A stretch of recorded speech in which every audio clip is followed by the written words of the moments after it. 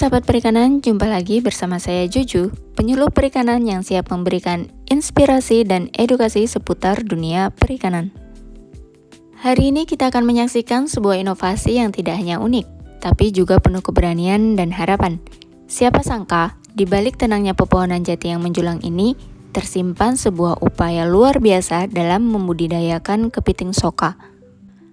Budidaya yang biasa kita temui di tambak pesisir, kini hadir dan berkembang di tengah hutan. Ini bukan sekedar usaha, ini adalah bentuk kreativitas, kecerdikan, dan semangat untuk terus berinovasi. Melalui perjalanan kita hari ini, semoga kita mampu belajar bahwa peluang ada di mana saja, selama kita mau membuka mata, berpikir kreatif, dan bekerja dengan hati. Mari kita mulai, mari kita belajar, dan mari kita terus bergerak untuk memajukan perikanan Indonesia. Jadi intinya kami melakukan pilot project seperti ini tujuannya yang untuk mengarahkan kepada sektor perekonomian yang masyarakatnya minus, diarahkan kepada sektor perekonomian yang produktif dengan komoditi kepiting soka ini.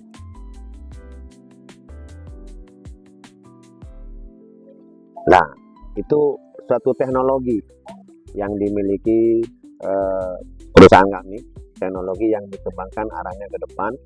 Bagaimana di luar negeri itu bisa secara teknologi dimanapun tempatnya, di Indonesia juga bisa, terutama di tempat ekonomi yang minus. Ini kita bangkitkan ekonomi produktif. Gitu. Nah, ini sudah berjalan 1 bulan. Nah, alhamdulillah untuk panen produktif hari ini sudah 12 kilo, dikirim 1 jam yang lalu. Nah, sudah kita transaksi hasil panen soka 12 kilo. Karena panen soka itu tidak bisa dijadwal. Ada pagi panen, sore panen, terus ketika bibit masuk hari ini kadang 1 minggu panen, jadi tidak ada jadwal panen yang pasti.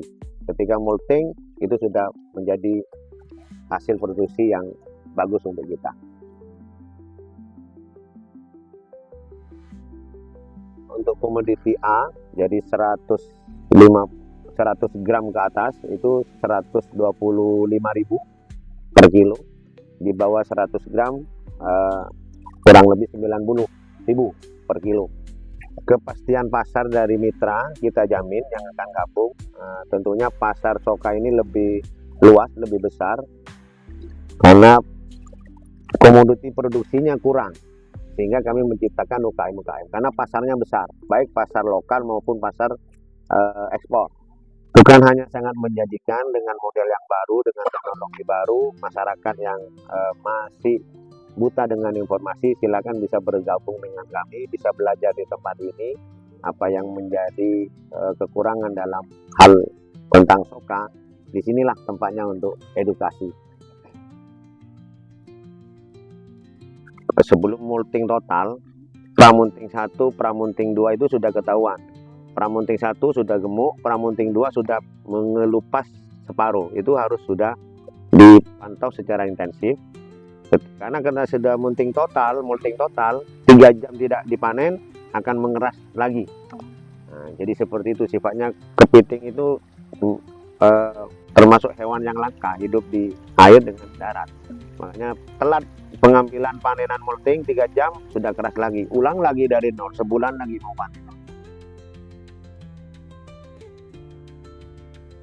Artinya dari kepiting yang sangat ekstrim kurus, kita recovery dengan pakan yang normal yang bagus, itu paling lama 3 minggu itu sudah gemuk dan persiapan molting. Tapi kalau kepiting yang stabil, kita dapat hasil dari tangkapan itu stabil, sudah gemuk, mungkin panennya itu bisa 5 hari, 1 minggu, atau 10 hari. Inilah yang bisa membuat masyarakat tertarik dengan budidaya soka ini. Peralatannya sangat sederhana. Kita pakai sarana box ya, yang tidak harus beli dari pabrik, pakai limbah dari jurigen.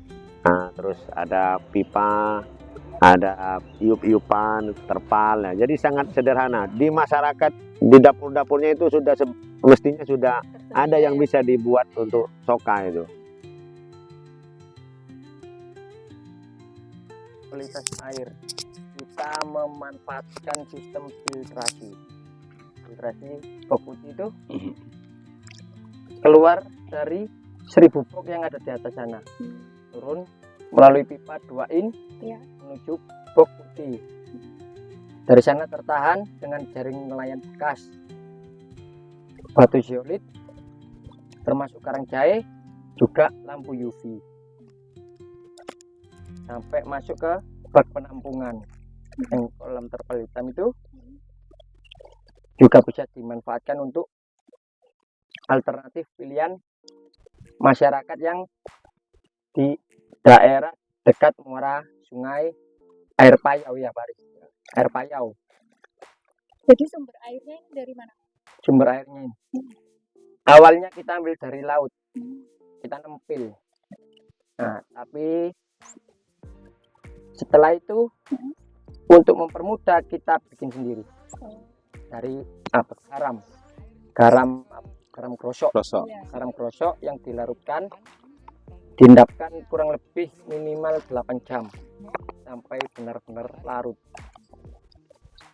Berapa sih Mas kapasitas produksi per bulan? Kalau untuk per bulan yang paling efisien ini minimal 1000 bok. Itu enak dalam artian apa, perputaran uangnya itu cepat, yang ya seperti lumayan lumintu tapi ya gak lumintu cepat joki. Berapa sih Mas kebutuhan tenaga kerja dalam satu siklus produksi? Cukup satu sebenarnya. Satu untuk 1000 bok. Iya.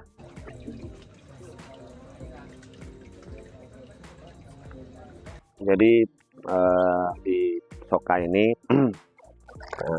masyarakat biar tahu, biar tidak mengangan-angan itu, dikira besar biayanya untuk produksi. Jadi kita ambil sampel dari harga bibit, contoh pembelian bibit yang 60 gram, katakanlah 45.000 per kilo. Jadi itu ditambahi biaya pakan 11.000, menjadi 56.000 dalam 1 kilo. Ketika 1 kilo dari bibit itu dipanen, itu akan naik beratnya menjadi 1,5 kilo. Penambahannya 50%. Jadi 1,5 kilo dikalikan harga 90.000. Itu mendapat 130.000 dikurangi 56.000. Jadi biayanya simpel saja, tidak begitu mahal, tapi profitnya bagus. Break even point-nya sebentar, 2 siklus sudah balik modal. Ya. Apa yang menjadi kebutuhan masyarakat yang di benak pikirannya itu makan kepiting soka mahal, ternyata tidak mahal, murah sekali. Ya. Asal beli, kalau tidak beli, tidak tahu harganya murah tidak murah. Seperti itu.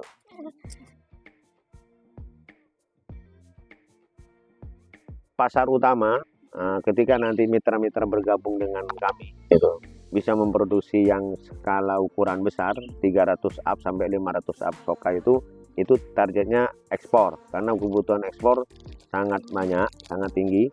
Nah, yang lokal ambil yang ukuran size kecil. Gimana Pak strategi pemasaran yang digunakan?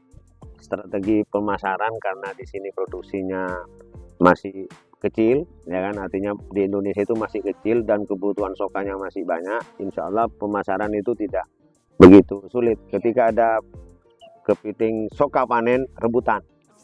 Rebutan. Betul, primadona Indonesia maju. Jadi kami butuh support juga dari Kementerian Perikanan dan Kelautan, alat untuk tes jamur, tes virus di kepiting untuk menuju kepiting soka yang higienis. Gitu. Apa sih Pak pelajaran penting yang didapat selama menjalankan usaha ini? 1, menyenangkan. 2, menyenangkan. Kenapa menyenangkan? Karena saya berpikir mulai dulu sejak kecil kepiting yang soka ini sebelum ada nama soka, nah, itu sudah enak dimakan. Carinya di laut itu kan, sulit lagi. Nah, sekarang ternyata untuk kepiting yang lembut soka itu sangat mudah. Nah, di tempat rumah-rumah tangga itu bisa kita ciptakan.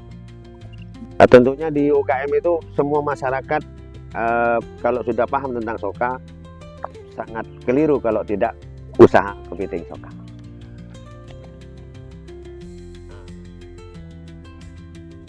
Artinya para generasi muda itu kan, jangan hanya duduk di rumah itu kan, cari informasi ke perikanan dan kelautan ya tentang bagaimana budidaya soka. Salah satunya di tempat kami di sini, ini sumber ilmu tentang produksi kepiting soka. Kami kepada anak muda welcome, akan memberikan edukasi semuanya tentang kepiting soka. Jangan ragu, maju dengan kepiting soka, miliarder menunggu. Nah.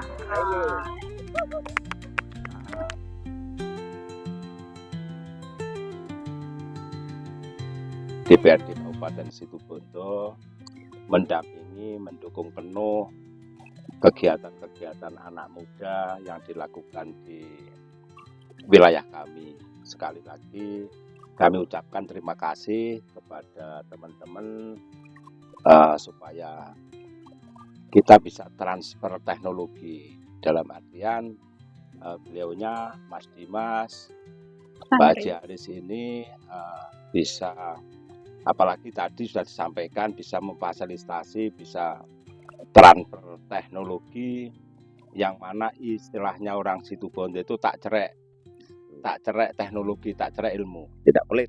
tak belit gitu. Jadi intinya Kabupaten Situbondo ini dengan 150 panjang lautan ya, kita memanjang dengan 150 kilo itu, di situ potensi untuk teman-teman ini bergerak di bidang pembesaran kepiting ini tadi, yaitu disebut soka ya, soka itu tadi. Edukasi dari teman-teman ini kita tunjukkan bahwa beternak kepiting pun bisa di hutan. Ini yang edukasi yang kita perlukan supaya anak-anak muda itu nanti mau ikut. Iya. Dan juga kebetulan juga kami, Bupati kami Mas Rio lagi gencar-gencarnya untuk meningkatkan UMKM. Alhamdulillah terbukti dari PDRB kita dari 2024 itu sebesar 4,85 dalam waktu 10 bulan dipegang Mas Bupati Mas Rio ini menjadi 5,95. Itu apa artinya? Itu artinya peningkatan yang sangat tajam, sangat bagus, bahkan melebihi dari nasional. Kami mengharap dari produktivitas dari Asoka ini bisa lebih menambah, bahkan bisa mencapai 7. Itu harapan kami. Jadi kami akan mendukung penuh, mensupport bagaimana kegiatan yang diadakan Mas Dimas, anak-anak muda ini, Mas Haji Haris ini bisa berlangsung dan bisa dikepok tularkan ke masyarakat kami.